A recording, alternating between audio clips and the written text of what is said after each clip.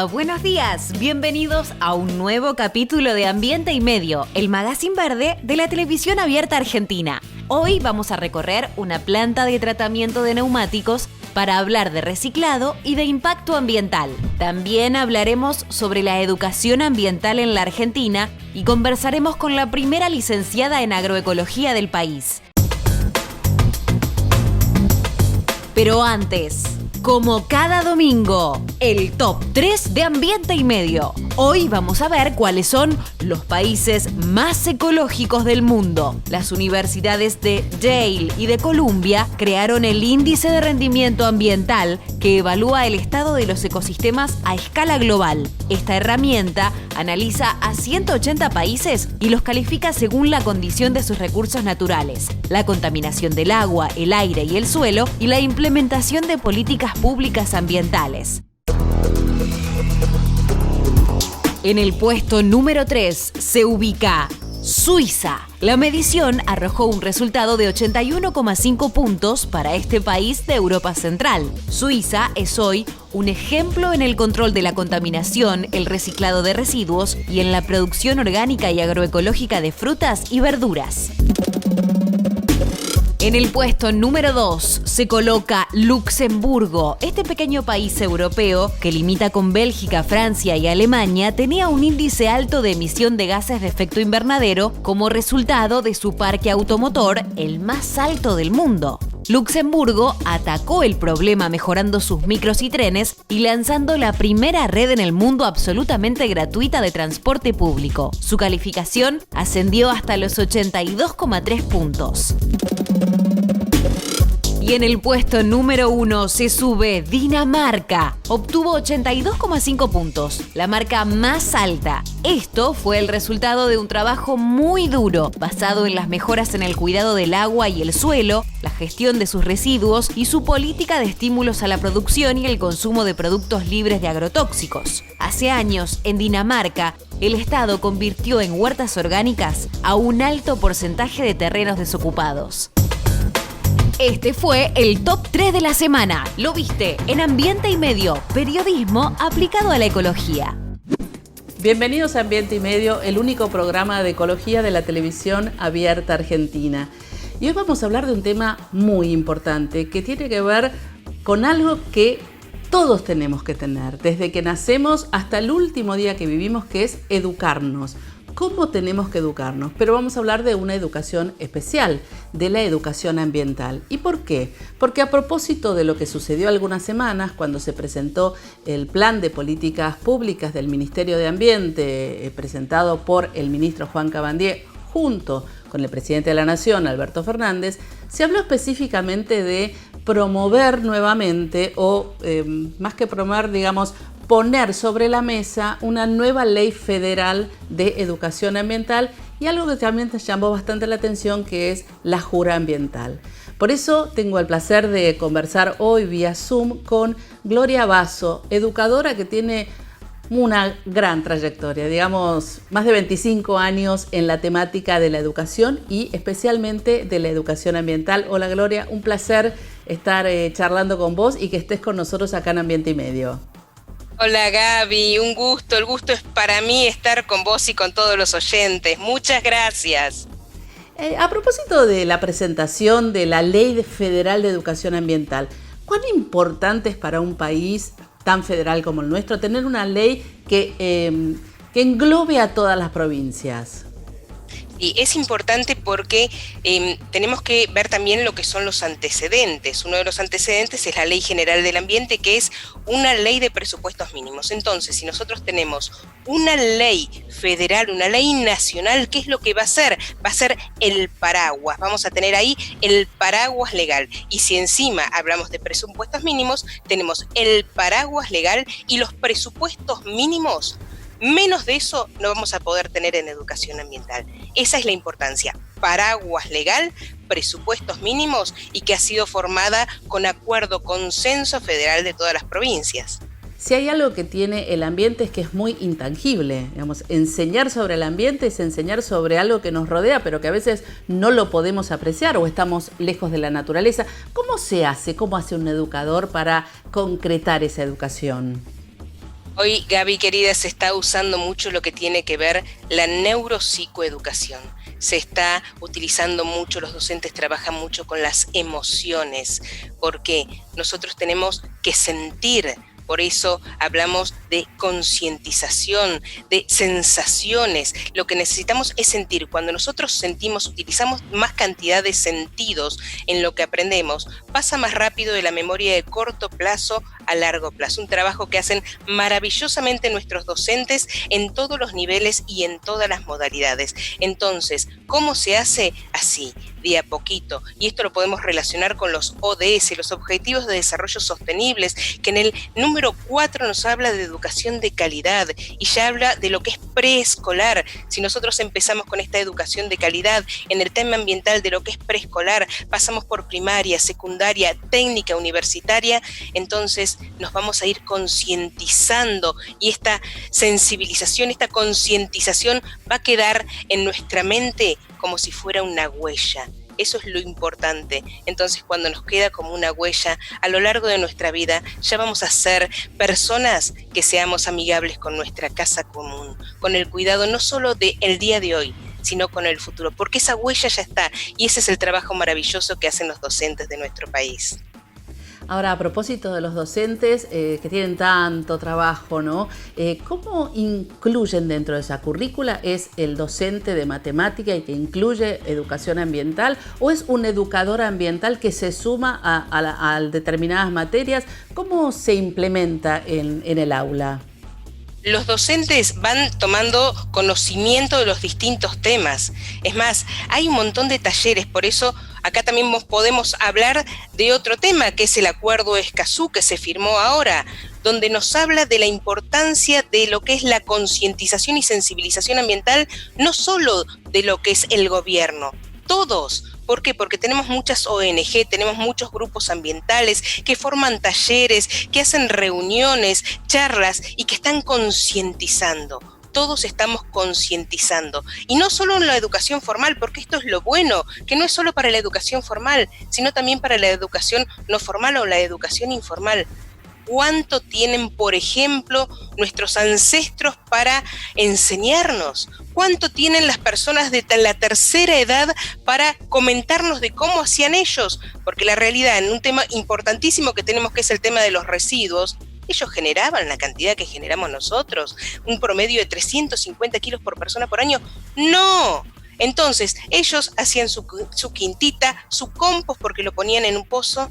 Entonces, necesitamos aprender también de ellos. Fíjate cómo todos somos concientizadores y calculo que esta ley, cuando salga, la podemos volver a analizar, va a tener esto, va a ser este paraguas legal con estos presupuestos mínimos, pero donde adentro vamos a estar todos, porque el ODS 17 nos habla de las alianzas. A nivel mundial se habla de alianzas públicos-privadas, no es más lo público solo, lo privado solo, todos en conjunto, no dejando a nadie atrás para cuidar nuestra casa común, para cuidar nuestro ambiente y a las generaciones futuras. Sí, me siento absolutamente afectada porque también desde el periodismo, desde un programa como el nuestro, de alguna manera también somos educadores, aunque nuestro fin es informar, digamos, la primera finalidad que tiene un periodista es informar, pero no dejamos de educar y no dejamos de educar permanentemente para que se hagan distintas acciones, ¿no? Desde, como dijiste, la basura, la agroecología,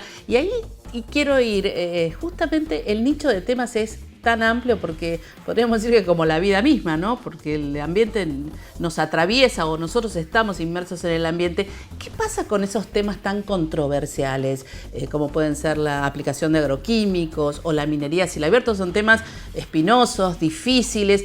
¿Cómo habría que enseñarlos en las escuelas? La primera pregunta sería, ¿deberían ser enseñados? Y la segunda es ¿cómo?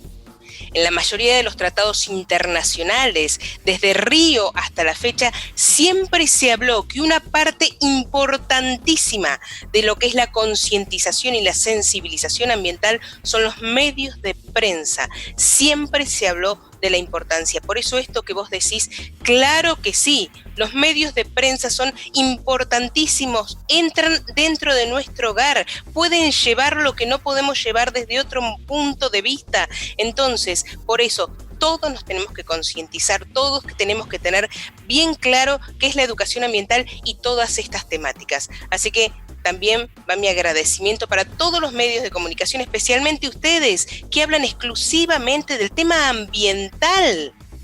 No hay quien hable exclusivamente del tema ambiental. Ustedes la semana pasada estuvieron hablando de la separación de residuos. Mucha gente no separa los residuos, por ejemplo, porque no sabe qué se hace, porque no sabe, por ejemplo, que con esto, que es simplemente un desodorante, vamos a terminar haciendo esto.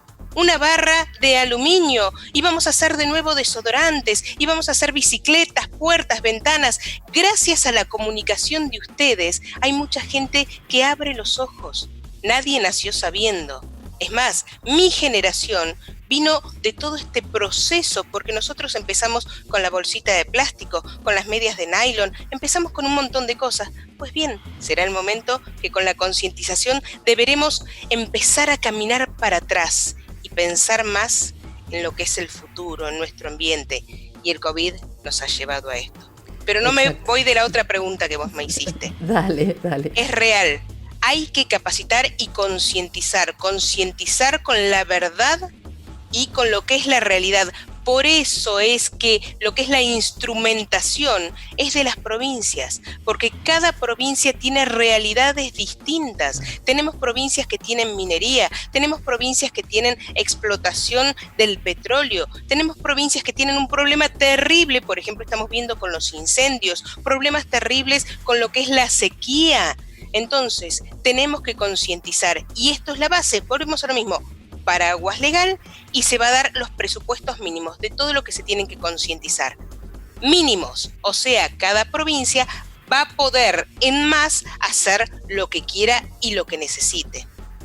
La última, Gloria, ¿qué opinás de educar a los legisladores, educar a los empresarios, educar a los que ya estamos por más allá de una educación formal? Hay una necesidad enorme de eso. ¿Cuál es tu postura al respecto?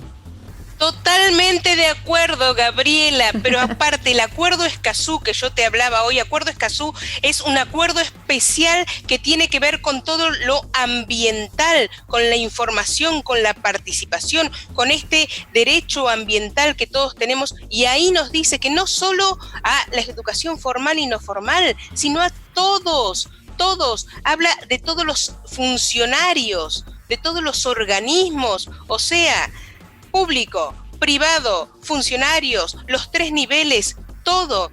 Por eso es que es la importancia de la educación. Y lo que vos me decís, formal, no formal, todos tenemos que estar concientizados, porque a partir de ahí vamos a cambiar justamente lo que son nuestros hábitos. No lo hacemos por dolo muchas veces, sino que lo hacemos simplemente por desconocimiento. Y como dice nuestro Papa, tenemos un desafío urgente: proteger nuestra casa común y a todos los que en ella habitamos. Con la educación ambiental vamos a poder hacerlo. Bueno, cerramos acá con esa frase hermosa que dijiste y trayendo al Papa Francisco a este programa del cual siempre hemos hablado desde el principio. Muchas gracias, Gloria, por toda tu sabiduría y por acompañarnos en Ambiente y Medio. Un gusto para ustedes, un beso, y para toda la audiencia. Muchas gracias, Gloria, y nosotros seguimos con mucho más Ambiente y Medio.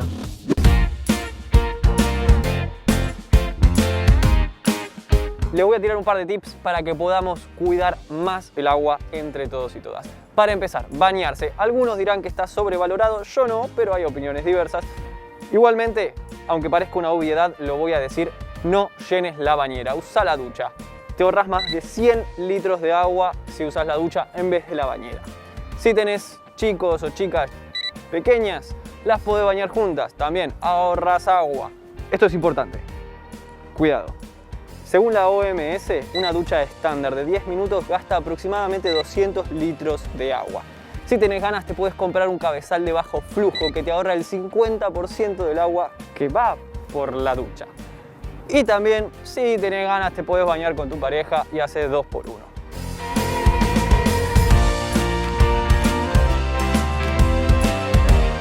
En la cocina no hace falta que tengas el agua prendida todo el tiempo. Es más, tenés los platos sucios en la bacha, los enjuagás, los remojás un poquito, apagás, agarrás esponja, detergente, chorrito de agua y empezás a limpiar. Acumulás lo limpio y después enjuagás lo que está limpio. No hace falta que laves todo de una, lo podés hacer en 3-4 tandas como hago yo. También depende de la cantidad de platos que tengas que lavar. Si sos como yo, quizás lo tengas que hacer en 6 tandas. Lo mismo se aplica para el cepillo de dientes. No dejás correr el agua siempre que te lavas los dientes, sino que agarrás el cepillo, mojas un poquitito, pasta, yo vuelvo a mojar de nuevo, tuki tuki, el agua apagada, enjuagás el cepillo, te enjuagás y listo. Pero por último, un trucazo que te voy a enseñar ahora mismo. ¿Qué estaré haciendo acá? ¿De qué truco de magia se tratará? Se trata de este truco de magia. Una botella de agua para usar en este espacio de la casa que se llama baño. Mirá, este objeto que tengo acá se llama inodoro y esta es una mochila. Y para ahorrar agua, yo voy a hacer lo siguiente. Primero que nada, saco la tapa y voy a colocar la botella de agua adentro de la mochila, sin obstruir ningún tipo de mecanismo para que se pueda tirar la cadena. ¿Por qué hago esto? Es muy sencillo. Porque ahora cada vez que tire la cadena se va a llenar una botella de agua menos.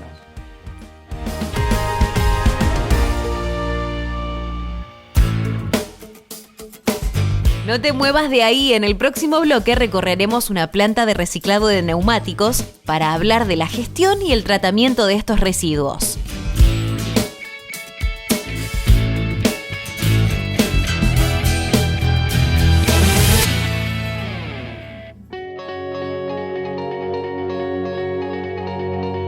El macato viano es el ave acuática más famosa de Santa Cruz. Única región en el mundo en la que habita y nidifica, es decir, una especie endémica.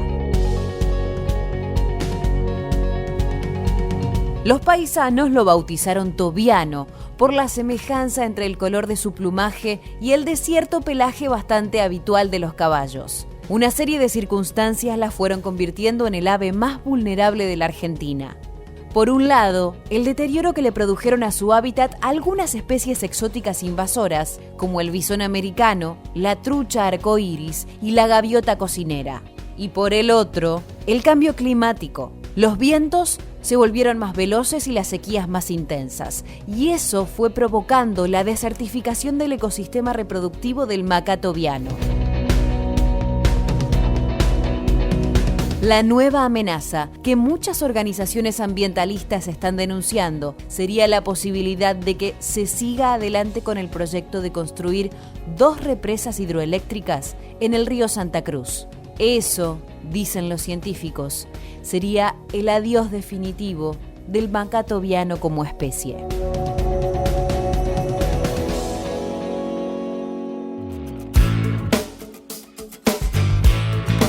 Quédate, ya volvemos con más Ambiente y Medio, el magazine verde de la televisión abierta argentina.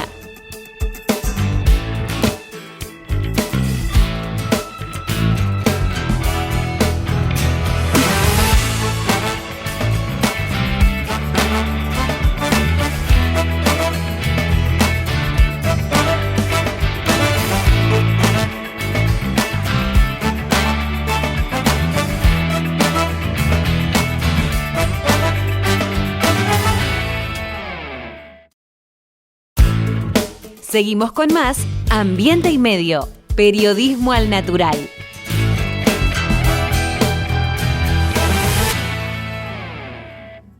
Si estuviste en contacto con un caso positivo de coronavirus, hacete el test. Para más información, entra a buenosaires.gov.ar/test o chatea con la ciudad al 11 50 50 0 147. Cuidarte es cuidarnos. Buenos Aires Ciudad. BA Group, desarrollando tu capital filosófico.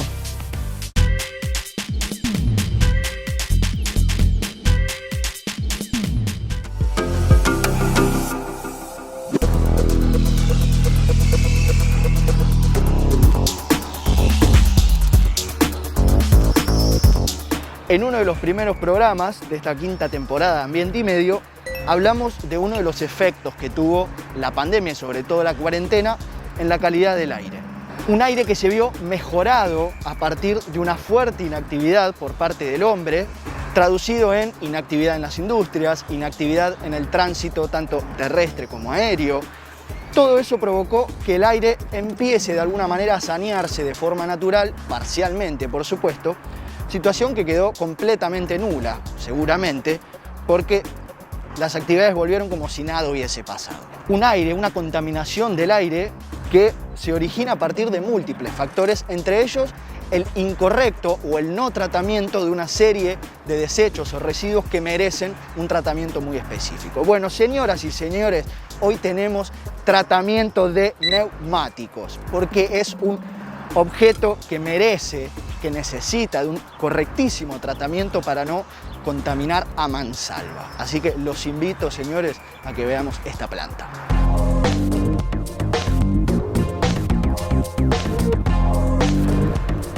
Son múltiples las razones por las cuales hay que tratar correctamente a los neumáticos, empezando por que están compuestos por diferentes materiales, como vemos acá, metal y caucho. Voy a bajar y voy a subir acá ya separado, caucho y metal. Obviamente estos materiales no pueden reciclarse entre sí, porque estaríamos perdiendo un montón de propiedades. Como también algo que está tremendamente prohibido para el medio ambiente, que es la quema de neumáticos, que contamina a mansalva el aire que antes dijimos que estaba contaminado. Una contaminación del aire que mata a 7 millones de personas al año, un dato que se dice muy fácil, pero que es atroz, porque además es medio invisible, no es que viene el aire en forma de monstruo y te asesina, sino más bien se traduce en enfermedades respiratorias, pulmonares, cosas bastante malas que matan a un montón de personas. A estos múltiples problemas se les puede sumar uno más, que es la poca cantidad de neumáticos que se tratan. En esta planta de tratamientos, la más grande de Argentina, solo alcanza un volumen de 800 a 900 toneladas mensuales, lo que significa un 10% del total de todos los neumáticos desechados en nuestro país, que más o menos ronda entre las 130.000 toneladas. Bueno, un problema. Esto que tenemos acá, este escenario con cauchito, y esto que puede parecer a lo lejos pelusa, pelo, bueno, no, señoras y señores, esto es metal. Y por más insignificante que parezca esta escena, esto es lo que deriva de los neumáticos, y con esto se hacen un montón de cosas. Por ejemplo, acero, por citar algunos ejemplos, tubos, cañerías. Bueno, no hay que desperdiciar este material.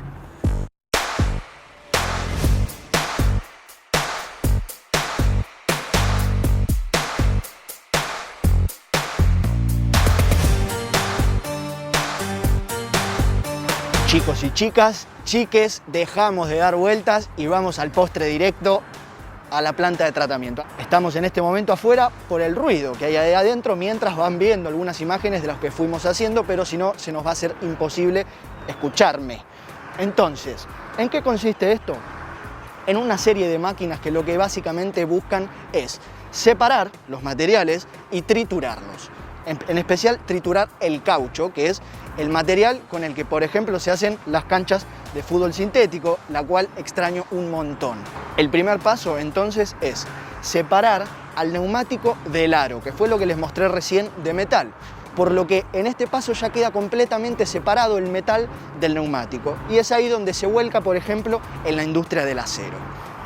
Luego tenemos lo que es el nylon, otro material que se obtiene a partir de los neumáticos. Se separa el nylon y después se utiliza, por ejemplo, para fabricar ladrillos. Y luego tenemos el caucho. Hay una serie de máquinas que van a ir viendo ahora que lo que hacen es, a través de diferentes filtros, ir triturando el caucho de diferentes tamaños para diferentes finalidades.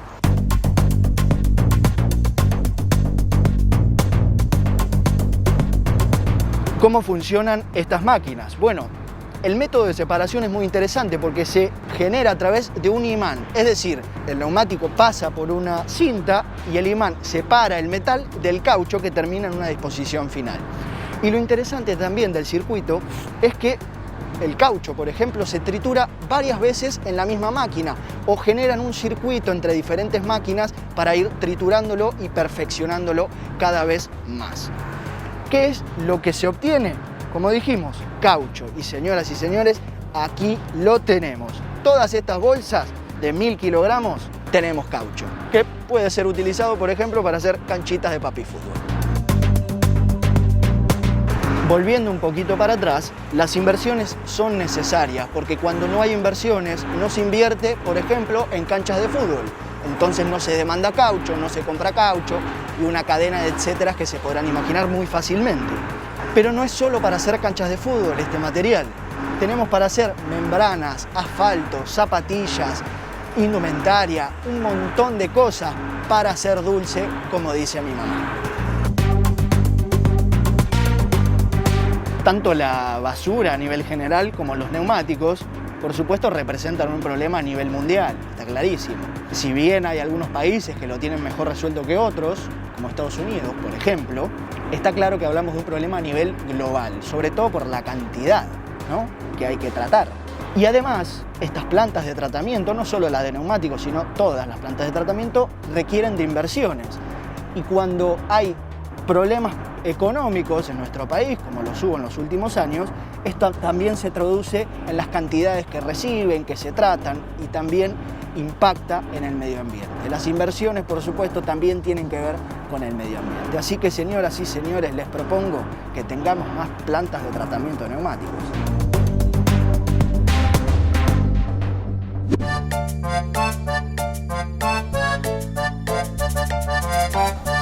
Cada vez nos damos más cuenta de que no hace falta tirar miles y miles de litros de agrotóxicos y pesticidas para poder cultivar, para que salga comida. Esta es una gran prueba de eso. Esto es una huerta urbana en el barrio de Chacarita, impulsado por el reciclador urbano.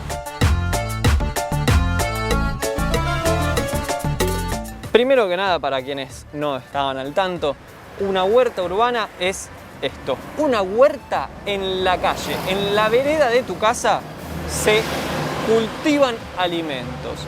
También para que quien lo necesite venga y se pueda llevar algo de comida a su casa.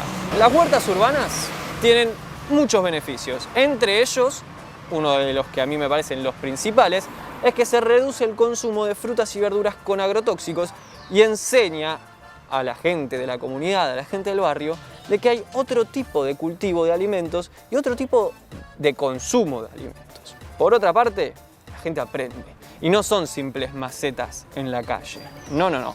Mira, acá por ejemplo, tengo una planta de tomate que obviamente está en crecimiento, pero cuando esto dé frutos, yo si quisiera puedo venir y me llevo un tomate, lo pongo en la ensalada.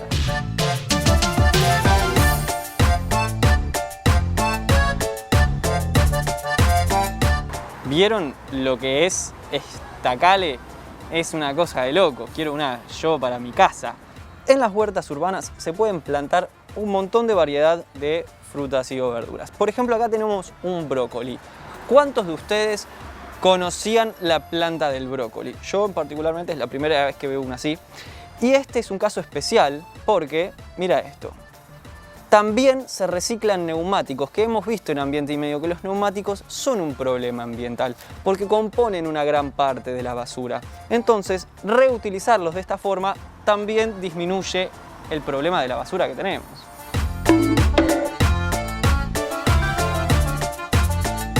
Lo podemos considerar una revolución o no, no importa. El tema acá es que esto es una iniciativa que hay que empezar a adoptar. Porque si nosotros empezamos a consumir lo que podríamos tener en el alcance de nuestras manos, estaríamos generando un cambio muy importante. Yo acá tengo una lechuga divina, por favor, miren lo que es. En un mes me la llevo a casa, ¿eh?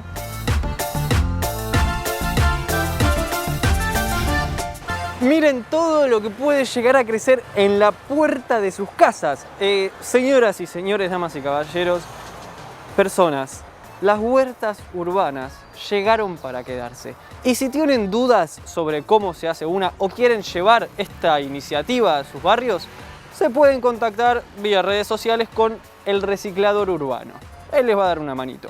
Pero esto es una maravilla.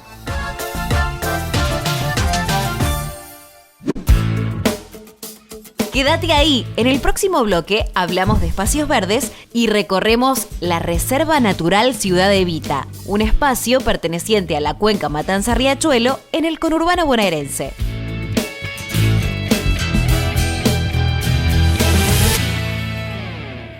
La Organización de las Naciones Unidas para la Educación, la Ciencia y la Cultura, UNESCO y Fundación Ambiente y Medio traerán más y mejor información ambiental a la población con el desarrollo de la primera plataforma digital colaborativa para periodistas ambientales de América del Sur. Esta gran apuesta aportará a la comunicación ambiental mediante la formación y capacitación periodística y busca fortalecer capacidades profesionales que permitan aumentar la calidad de la información y de los contenidos que se generan. En medio de la crisis climática que enfrenta el planeta, es indispensable combatir la manipulación y la desinformación a través del estímulo de un periodismo ambiental responsable, independiente y pluralista. Quédate, ya volvemos con más Ambiente y Medio, el magazine verde de la televisión abierta argentina.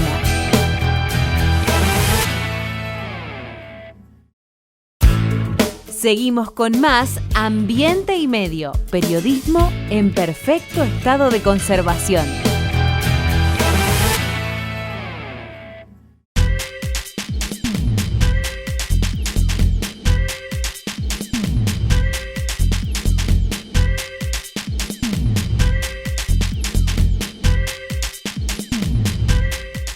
Grupo Petersen, desde 1920, construyendo el país.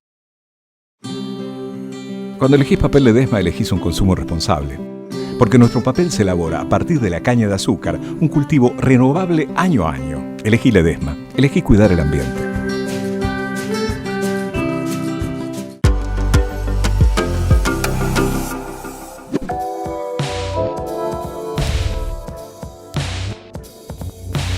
Hace algunos programas, no sé si podrán recordar, acá en Ambiente y Medio hablamos de espacios verdes.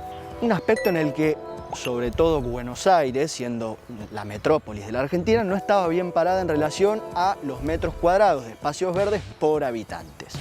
Y hablamos de la Reserva Ecológica, de los lagos de Palermo, y hoy vamos a hablar de una reserva natural que se encuentra en la provincia de Buenos Aires, más precisamente en la cuenca Matanza-Riachuelo. Estoy hablando de la Reserva Natural Ciudad Evita, zona que fue declarada como tal en el año 2015, posterior a que en el año 97 se la declare como zona a proteger. Un lugar un poco castigado porque se lo intenta usurpar, quitarle terrenos, obviamente para emprendimientos inmobiliarios y proyectos ambiciosos que, por supuesto, atentan contra la entereza de esta Reserva Natural Ciudad Evita. Una reserva administrada por FARN, una organización ambientalista muy conocida, y por RENACE, Reserva Natural Ciudad Evita, una organización de vecinos que son los verdaderos protagonistas de la preservación de la Reserva Ciudad Evita. Vamos a ir escuchando algunas opiniones de ellos para ir aclarando algunas dudas de la reserva. Bueno, el proyecto que presentó RENACE, que lo componemos en representación de todos los vecinos, 5 participantes, abierto inclusivo, en este momento se encuentra en el Ejecutivo para ser tratado, están verificando y controlando con distintas leyes. Esto tiene un proyecto inclusivo para que se pueda disfrutar desde todos los ambientes y todos los estamentos, un espacio natural. Incluye guardaparques, que son imprescindibles, y la construcción natural de viviendas de contención para guardaparque, incluye jardines sensoriales para personas con capacidades diferentes, cosa que no se ha tenido en cuenta en otras áreas naturales. Incluye nuestro vivero de nativas para no perder especies.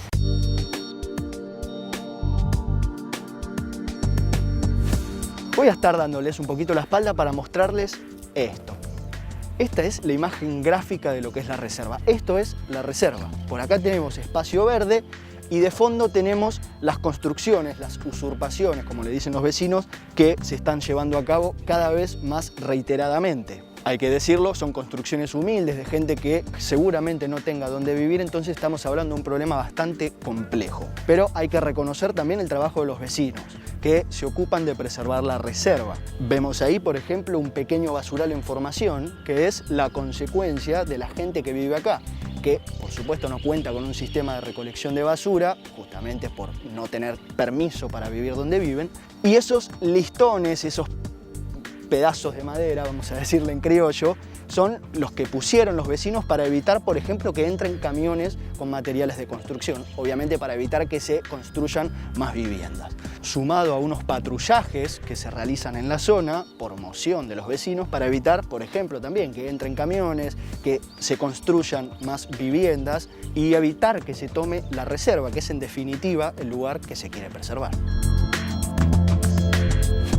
Bueno, los problemas que estamos teniendo hoy es intentos de usurpación de los espacios declarados como reserva. Hay necesidad de vivienda, que la reconocemos. Otro de los conflictos que tenemos son los incendios. Generalmente se producen en lugares donde hay pastizal pampeano, que está en recuperación. Y bueno, lo vuelven a prender para que el lugar quede limpio y asentarse en el lugar. Creo que desde provincias, de nación y municipios deben trabajar para darle una vivienda digna a personas en lugares donde tengan las condiciones para vivir, con agua, cloacas y electricidad.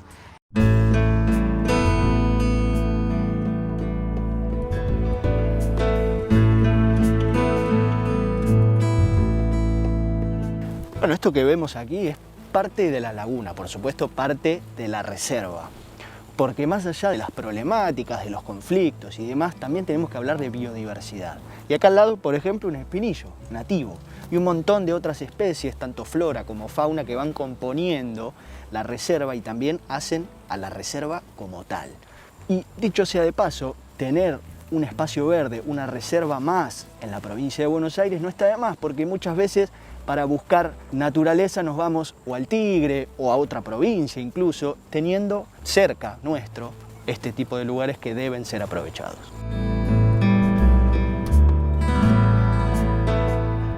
Acá esta reserva protege varios ambientes.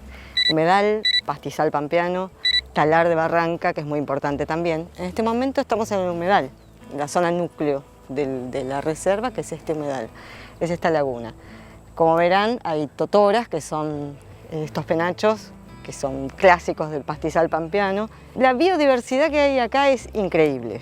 Es muy grande porque conviven más de 140 especies de aves registradas en la reserva. De hecho, tenemos esta guía. En la laguna se pueden ver coipos, patos, garzas de todo tipo, espátulas rosadas, chajás, que siempre van en pareja, jacanas, que caminan sobre el agua.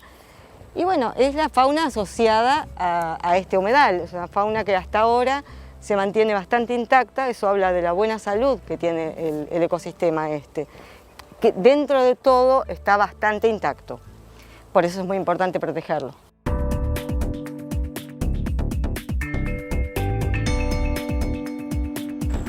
Mientras nos tomamos unos segundos para atesorar el paisaje, muy bonito por cierto, quería recordarles que esta es una zona compuesta de humedales, con la atención ambiental que ello requiere. Por ejemplo, se utilizan áridos que se vuelcan dentro de los humedales para justamente taparlos y, ¿por qué no?, empezar un emprendimiento inmobiliario o emprendimiento al fin. Fuimos haciendo un recorrido, tanto por la reserva en sí, como en este momento, como por las situaciones complejas, las problemáticas, los conflictos. Y una aclaración importante, pertinente. Los incendios, por ejemplo, que ya dijimos que son provocados de forma intencional para allanar los terrenos en todo sentido posible que luego puedan ser ocupados, tanto los incendios como todas las problemáticas son los vecinos los que se ponen al hombro estas luchas y son los que se encargan, por ejemplo, de apagar los incendios o de llamar a quien tenga que apagar el incendio.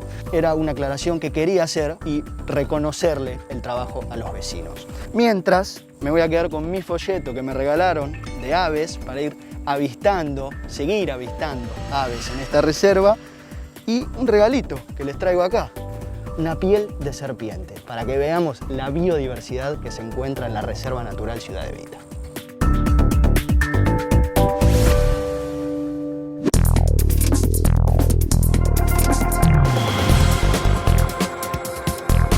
La crisis climática que atraviesa el planeta ha fortalecido disciplinas como la ecología o el ambientalismo en diversos espacios, entre ellos el educativo.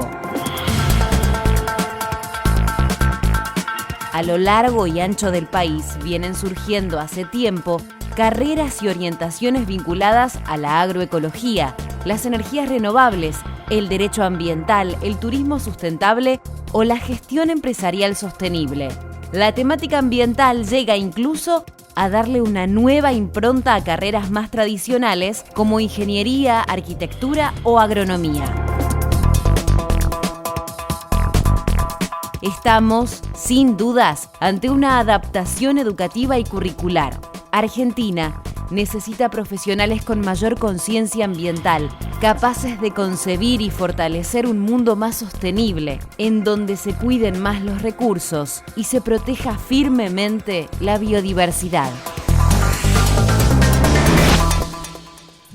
Seguimos en Ambiente y Medio y hoy tengo un honor realmente porque voy a hablar con la primera licenciada en agroecología del país. Algo raro, porque en general nosotros conocemos abogados, médicos, ingenieros, pero nunca conocí una primera licenciada en agroecología. Así que para mí es un placer hablar con Agustina Mardones, que está en la Patagonia. Hola Agustina, ¿cómo estás? Hola, ¿qué tal? Buenas tardes. ¿Cómo están? Gracias por la invitación. Tenés el cartel de ser la primera licenciada en agroecología. La verdad que lo vas a llevar toda tu vida. ¿Por qué estudiaste esta licenciatura? Estudié antes producción vegetal orgánica en la Universidad Nacional de Río Negro, también sede andina del Bolsón. Es una tecnicatura de 3 años y creo que seguí con agroecología por una cuestión de principios sociales, digamos, o algo así, como una cuestión ideológica. La agroecología es una disciplina científica que a la vez incluye la mirada social de la producción de alimentos y una visión muy crítica de quién es la tierra que se produce, qué se produce en esas tierras. Habla de interacción entre cultivos de servicios ecológicos que uno puede hacer mediante la producción, rotación. No es solo el no uso de agroquímicos, ¿no? Es como pensar de alguna manera y busca investigar procesos ecológicos que puedan después ser aplicables en el campo, ¿no? Como esto, claro. La rotación, la sucesión, la estratificación, para tener cultivos más resilientes, más fuertes, y es algo que también se sale un poco de la norma, que el rendimiento, si bien es importante porque uno trabaja la tierra y quiere un rédito económico por ello, no es como las prácticas no solo apuntan a mejorar los rendimientos, como quizás sí en esta agricultura tecnológica, ¿no? que vemos como la soja, el trigo, el maíz. Es un movimiento muy del sur esto, ¿no? Como algo muy, muy de acá. Acá en Argentina un movimiento muy, muy conocido es el MOCASE, sí, que es el movimiento campesino de Santiago del Estero. En Brasil está el movimiento de trabajadores sin tierra. Bueno, hay mucho, y todo esto, de alguna manera la agroecología viene en respuesta de estas cosas también, ¿no? De la reivindicación de estas luchas y de estos saberes que sostuvieron la producción de alimentos tantos años, ¿no? ¿Y cómo va a ser ahora tu vida como licenciada en agroecología? ¿Cuál es tu posibilidad laboral? ¿Ya tenés alguna idea? Yo soy productora, trabajo con plantas aromáticas y medicinales principalmente. Hace más o menos 6 o 7 años que empecé, mientras estudiaba, a rescatar plantaciones de lavandas abandonadas, romeros y cosas. Trabajo con diferentes amigos. Así que un poco mi especialización fue por ese lado de plantas aromáticas y medicinales, de cultivo y también de recolección. Me gusta difundir saberes sobre plantas nativas de usos populares, pollo, como el maqui, que ahora está haciendo furor. ¿Qué es el maqui? Eso. Contanos qué es. Es una Aristotelia, es una planta que se llama Aristotelia chilensis. Tiene unos frutos color bordó, que se usa para teñir lanas. Las comunidades mapuche tehuelches las usaban para teñir lanas. Y es una fuente de antioxidantes muy increíble, impresionante. Qué sé yo, te nombré esa porque es una que se está haciendo un ensayo de domesticación y cosas para no depredar el bosque, ¿no? Y serías como una punta de lanza. Hay muchos atrás, digamos, siendo la primera licenciada en agroecología, te digo, este cartel te va a durar por muchísimos años, pero esta punta de lanza, esta flecha que sos vos, ¿tiene gente atrás que quiere estudiar lo mismo?